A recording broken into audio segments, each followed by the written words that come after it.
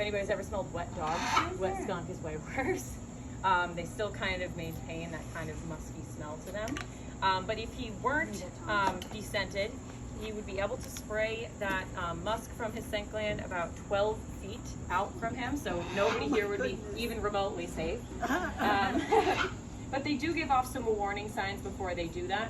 I wonder what Emily's problem. They give off some warning signs, so if he's not going to just immediately start off by trying to spray whatever's near him, they start by stomping their feet. They'll do a few little hops where they kind of point their back end toward whatever is bothering them as a warning. They will also sometimes do a handstand before actually spraying. So they do give off some of those warning signs. So Flower here, we do work with him mostly protected contact, even though, like I said, he has been here for most of his life. So he knows his keepers very well. However, skunks are rabies vectors. So again, like I said, he's descented, but most skunks you're ever going to come across are not. So they can spray 12 feet away from them. But they also could potentially be carrying rabies, but not showing any signs. So you always want to be very cautious around any skunks that you encounter. Now I like to play the fun game of, if I can get anybody here to guess, if he can smell, or if he can spray 12 feet away from him, what is an animal out in the wild that might prey on a skunk because they might not have the greatest sense of smell? If anybody has any guesses. They are native to this area, so it's going to be an animal that you find around here. And skunks are mostly nocturnal, so it's going to be an animal that's most of the time awake at night. If anybody has any guesses. Yes, what do you think it might be? Owls. That is a great answer. It's going to be owls and hawks. Those are going to be the two big predators of an animal like a skunk, because those two animals do not have a great sense of smell, but the owl especially is going to be up and active at the same time as the skunk. Skunks also, for during the daytime, are going to spend most of their time in underground burrows. They do a lot of digging, but they will also kind of take over the burrows of other animals. They're omnivores, so they're going to eat pretty much a little bit of everything. Tiny little rodents, bugs. He's getting fed mealworms right now. They'll also eat different fruits and veggies, as well as steal eggs from different birds' nests or other animals that they might encounter. And so what Emily's working on with Flower right now is what we call target training. Target training is one of the most basic forms of training that we do with most of the animals here. And basically what happens is that the animal gets a reward for going toward whatever we've decided is the target. For Flower here, it's that red ball on a stick. So by being able to get him to target reliably to the item that we hold out and where we place it, it gives us a little bit more control over being able to know exactly where in the enclosure he's going to be at what time. If we had to go in with him, or if we had to do something where he was kind of loose in the same area as us, if there's another keeper who can target him and keep him occupied, we can kind of reliably know where he's going to be and predict his behavior by this great, easy, simple method of training that, again, like I said, we do with pretty much everything here. In fact, our bearded dragon, if you go in the building, is also really well target trained with the same target. So, and then we are working now on a whistle bridge. So a bridge when you're training with an animal is basically going to be some sort of noise or indicator to them that they have completed the task correctly and that there is a treat on its way, because it's not always easy to just get the treat or reward out at the exact moment that they complete the task. It's a lot easier to make some sort of verbal sound, or for instance, whistle through a whistle, so that way they know that that thing that they just immediately did was correct and that there is soon to be a reward following. Does anybody have any questions about Flower or training or any other animals around here, to be honest? How big are baby skunks? Pretty small. So I want to say, do they have two in the litter, 2 or 4? I think it's 2 to 4 right? In the average litter. So they're small and they're pretty hairless when they're born too. Like a lot of mammals, they're going to be born pretty hairless and, you know, Not defenseless and have no idea what to do with themselves. So yeah, they're pretty small. They're very, very small when they're born. But they grow relatively quickly. Any other questions from anybody? Do they stay together? Or are they So you guys were at the sloth. They're less solitary than a sloth. They might kind of like mingle around with other sloths. They might burrow with other sloths, but I don't believe that they're. But they're not necessarily going to like have a family group that they like move around with and stay with. Again, the mother will have the babies with her for a while, But they're, as to best of my knowledge, they don't stick to living in one family group, but they aren't territorial necessarily. You know, you do see like groups of skunks foraging in the same area, things like that. So they're not as dramatic as the sloths are when it comes to being left by It's themselves. over here.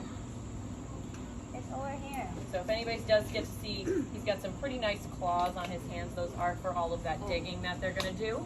And if you look at most nocturnal animals, they're either going to compensate for their lifestyle in the dark by having really big eyes or pretty small eyes. So they're either going to be trying their hardest to see in the dark, or they're going to pretty much give up on the sense of sight and rely on their other senses more heavily.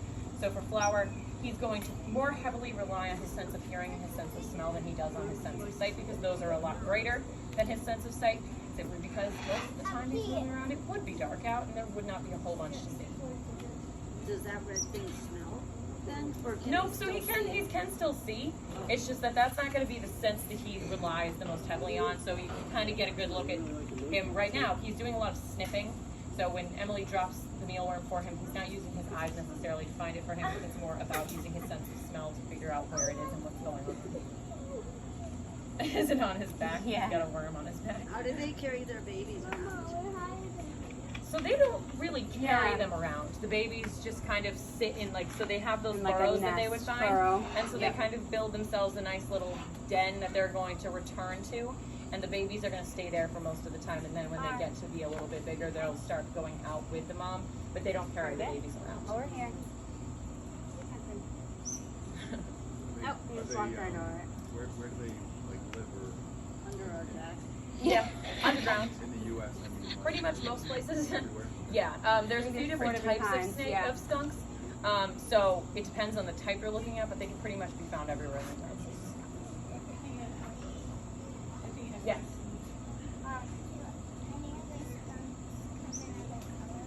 They're only ever going to be black and white, but there are Brown different. ones. Are there brown? I think there are some that are brown. Well, there you go. Apparently some are brown. But they come in different patterns. So they have different patterns of the stripes on them, and some of them also have spots instead of stripes. Oh yeah, there are. They do? Mm-hmm. There is such thing Yeah, as a spotted they're wicked skunk. cute. They are very cute.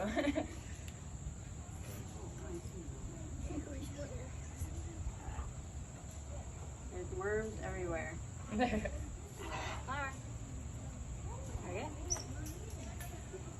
Found stuff is Slides. Yeah, I know. Gotta make sure you can find them. There's probably tons of them that he's smelling that he just hasn't found yet. Just think of all the bugs that are naturally on the ground right now that are probably pretty distracting. But so Flower here, if you guys have been walking around, you might not have seen him on display. That's because he is a behind-the-scenes animal because he's nocturnal. Until I went over there and woke him up, he's just going to sleep hidden in a little burrow all day long. So he's not much to see if he's not interacting with his keepers. So he is a behind-the-scenes animal that gets used more for education. So if you don't see him while you're walking around, that is why. Because he lives behind the scenes. Is he really chubby or just has a lot of fun? So it's a mix of both. Yeah. They naturally, because they're an animal that would hibernate, around this time of year, they start to naturally bulk up because they're trying to kind of save up their food source for getting them through the winter. Here, he does not hibernate. We bring him inside, so he doesn't need to, because that way we can keep him safe. We try to start cutting back his diet a little bit because we don't want him looking like a basketball, but he does eventually kind of naturally around this time start to bulk up. He also is going to get a bit more hair because it would, it's seasonally, it's getting a little bit colder. So it's a mix of both. It's just kind of his natural way of preparing himself for the upcoming winter months. So they'll use like the same den dish that they've created for their. Yep, for hibernation, yep. And how long? When and how long do they typically hibernate for? I guess. Well, it's very dependent on the weather. I think it's usually from like October-ish Yeah, to March. To March, yeah. So And it's not full hibernation. yeah, technically, so like there's very few animals that fully hibernate. A lot of the animals that we think of, like bears, are not actually hibernators. They go into torpor. That's what he goes into, but most people don't know what that is. So torpor is a state where the animal is going to primarily go to sleep. They're not going to be eating a ton. A lot of their metabolism slows down, but they do wake up on occasion. They can be woken up And they'll like get up and go to the bathroom or do a few things. Like maybe once a week they'll kind of perk up and go do a thing or two. And then they go back to sleep. Whereas a true hibernation is something like you see in alligators or frogs or turtles sometimes that will literally like freeze in a pond with just their like nose out of the water, and their entire body function system just like ceases to exist practically. So that's a true hibernation, but for these guys it's technically what's called torpor. Yeah.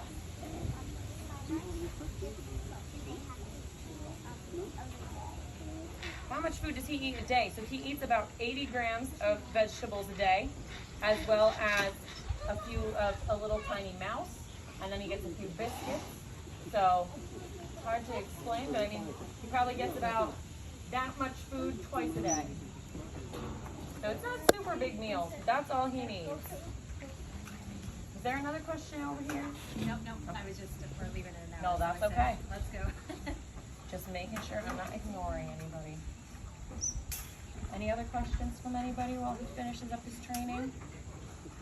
This one? Good. I think you did a good job. He was a little out of practice. He had a pretty bad training session about a week ago, so we've been trying to get him back on target with it. So not too He's also distracted crate yet. trained as well. So when we put the crate in there, usually he knows, oh, I see a crate. If I go in there, I'll get a reward. So we Yep. don't have to kind of force him in there. How bad was he training? He just wasn't paying attention to anything. He was just doing his own thing, sniffing, digging for bugs, and not really paying attention to what we were asking him to do. So he wasn't Did he? necessarily being a bad It was my skunk. whistle. He was just not focused. That was crazy. That sounds crazy. Oh yeah, he was pretty wild. All right, what do we think? Time to go back, buddy. We'll get some worms.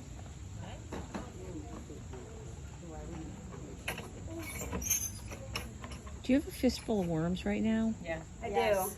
I was just. Yeah. I do not want to touch that. I would not want to touch those worms. All right, buddy. Go ahead in. Like I said, sometimes it He's doesn't gonna work. explore the back of the crate. Good. Oh, who's a good boy? Oh, dropped them. But he got about 4 of them. So instead of putting the treat in there and we call it baiting, we'd rather not do that. So we put it in after so he knows, oh, I did a really good job. Like I did what